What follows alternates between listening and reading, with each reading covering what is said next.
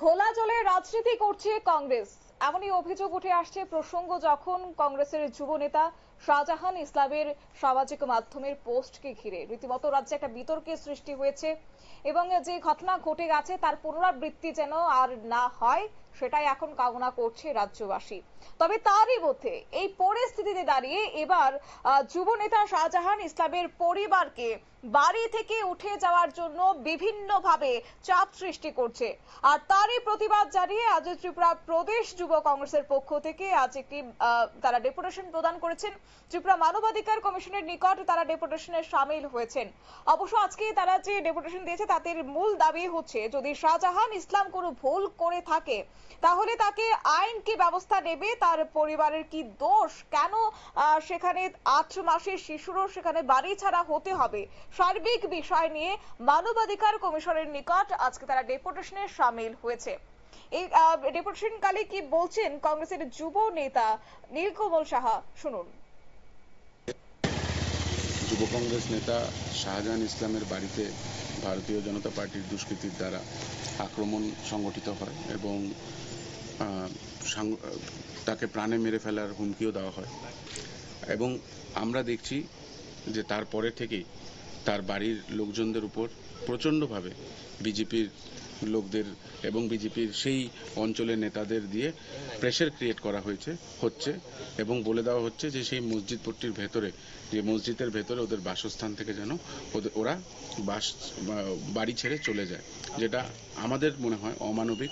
এবং আমরা কালকে এটাও দেখেছি যে শাহজাহান ইসলামের উপরে কেস হয়েছে, তাকে না পাওয়ায় তার বৃদ্ধ বাবাকে যে কোনোভাবেই সেই তাদের যে অভিযোগ যে সেই লাইভে সে কটুকর কথা বলেছে, সেই লাইভে কোনোভাবেই সে যুক্ত ছিল না এবং তার বড় ভাই দুজনকেই তারা 14 দিনের পুলিশ রিমান্ডে রেখেছে, যেটা আমরা মনে করি অমানবিক। তাই জন্য আজকে আমরা হিউম্যান রাইটস কমিশন অফিসের চেয়ারম্যানের সঙ্গে দেখা করব এবং ভারতীয় জনতা পার্টি যে কন্টিনিউয়াসলি ওর বাড়িতে ওর শাহজাহান ইসলামের ওয়াইফ এবং তার একজন 8 মাসের একটা বাচ্চা আছে, তাদেরকে বলছে যে চলে যেতে। কোথায় যাবে তারা এই মোমেন্টে? ওদের তো কোনো বাড়ি ঘর নেই, তাহলে কি একটা বাচ্চাকে নিয়ে সে তার বউ রাস্তায় বসবে? এই নিয়ে আজকে আমরা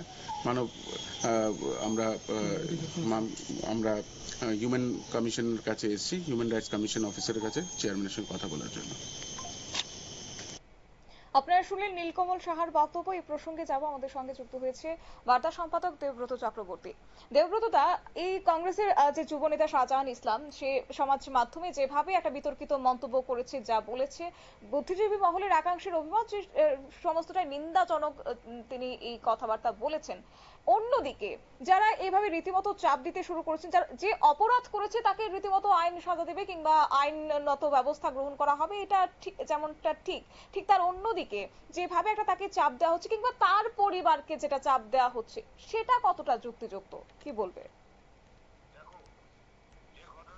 ঘটে গেছে গত তোমার ঈদুল আজহার দিনে এই শাহজাহান সামাজিক মাধ্যমে যেভাবে মুখ্যমন্ত্রীকে অপদস্থ করে, মুখ্যমন্ত্রীকে বিরুদ্ধে অশ্লীল ভাষা ব্যবহার করে, তুচ্ছ তাচ্ছিল্য করে তার পেশাগত বিষয়কে কটাক্ষ করেছে, এটা কিন্তু মোটেও মানানসই নয় এবং একজন মুখ্যমন্ত্রীর বিরুদ্ধে এমন আচরণ মোটেও তোমার সৌজন্যতা নয়।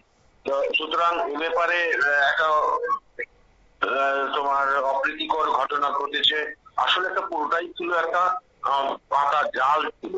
হ্যাঁ, শাহজাহানও কিন্তু এক্ষেত্রে সেই পাতা জালে যেমন ফাঁদে যেমন পা দিয়েছে, তেমনি এই উত্তেজিতরাও কিন্তু একই পথে হেঁটেছে, যে কারণে একটা তোমার একটা আশঙ্কা কিন্তু ছিল, একটা সাম্প্রদায়িক অশান্তির সৃষ্টির আশঙ্কা ছিল, আর সেটাই কিন্তু এই মুহূর্তে চাপা পড়েছে। এটা একটা শুভ লক্ষণ, শুভ দিক। তবে এই বিষয়টা এখন পুরোপুরি তোমার আইনের কাছে আছে। আইন বিষয়টা দেখছে, পুলিশের মামলা হয়েছে, শাহজাহানের বাবা এবং ভাইকে পুলিশ হেফাজতে তারা আছে। এই যে বর্তমান পরিস্থিতি, এই পরিস্থিতিতে যুব কংগ্রেস কি আইনের উপর ভরসা রাখতে পারছে না, যে কারণে তারা মানবাধিকার কমিশনের কাছে তাদের ডেপুটেশন দিতে হলো। এই যে অবস্থা, এটা কিন্তু একটু ভাবনার বিষয়। তবে পুলিশের সেদিকে নজর রাখা উচিত, যদি সত্যি এই তোমার শাহজাহানের পরিবারকে উচ্ছেদের ব্যাপারে, তাদের এলাকা ছাড়া করার ব্যাপারে কোনো চক্রান্ত হয়, তবে এটাও কিন্তু ঠিক নয়, এটা মোটেও তোমার সমীচীন নয়। যদি এ ব্যাপারে কোনো পদক্ষেপ গ্রহণ না করে পুলিশ, তবে তাও কিন্তু হবে অমানবিকতা, এবং এ ব্যাপারে পুলিশের একটা সদর্থক ভূমিকা গ্রহণ করা উচিত।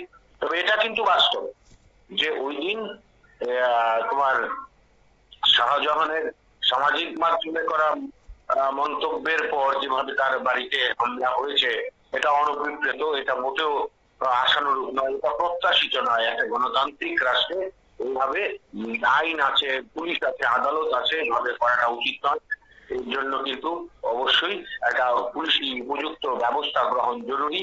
তবে পুলিশ কিন্তু পরিস্থিতি যথেষ্ট তোমার সফলতার সঙ্গে তা পরিস্থিতি মোকাবেলা করেছে, এবং এর থেকে যেন কোন রকম সুটছুরি, সাম্প্রদায়িক সুটছুরি না হয় সেদিকেও কিন্তু নজর রেখে যথেষ্ট বুদ্ধিমত্তার পরিচয় দিয়ে এবং পরিস্থিতি সামাল দিয়েছে। এবং দুই কংগ্রেস নেতা, বিশেষ করে বিধায়ক সুদীপ রায় বর্মন এবং আশিস কুমার সাহাকে যেভাবে তারা উদ্ধার করে নিয়ে গেছেন, এটা পুলিশের অত্যুন্নতি বুদ্ধির কারণেই কিন্তু এটা হয়েছে। যে এটা অবশ্যই পুলিশকে, বিশেষ করে সে সময় উপস্থিত ছিলেন এডিশনাল এসপি পশ্চিম জেলার ধ্রুবনাথ, উনিও কিন্তু একটা ভালো ভূমিকা পালন করেছেন, এবং পরিস্থিতি সামলানোর ক্ষেত্রে পুলিশের যে ভূমিকা ছিল তা কিন্তু যথেষ্ট সময় উপযোগী ছিল।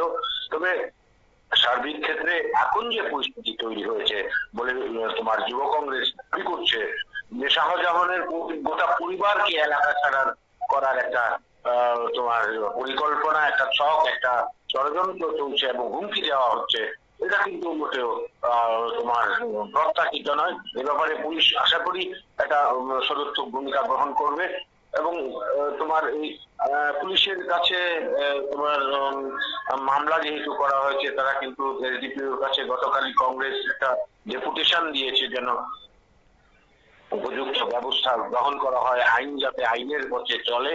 সুতরাং এই তাদের আইনের উপর আস্থা রাখা উচিত, এবং মানবাধিকার কমিশন বা আরো বেশি প্রচার সর্বস্ব রাজনীতি করে এই ধরনের ঘটনাকে আরো ত্বরান্বিত করা, আরো জিইয়ে রাখা, সংবাদ মাধ্যমের সামনে এসে এগুলোকে আরো বেশি প্রচারের আলোতে নিয়ে আসা, এটা আমার মনে হয় ঠিক হচ্ছে না। এটা তোমার পরিস্থিতি স্বাভাবিক হলে একটু একটু করে বিষয়টা তোমার বিলীন হয়ে যাবে। সুতরাং এটাকে জিইয়ে রাখার কোনো মানে হয় না। তারা করতেই পারেন, তবে একটু নীরবতা, একটু প্রচার বিমুখতা যদি থাকে, তাহলে আমার মনে হয় এই বিষয়টা আরো তাড়াতাড়ি, এই যে পরিস্থিতি তৈরি হয়েছে তার সম্পূর্ণভাবে সমাধান হবে। শতাব্দী, একেবারে ধন্যবাদ।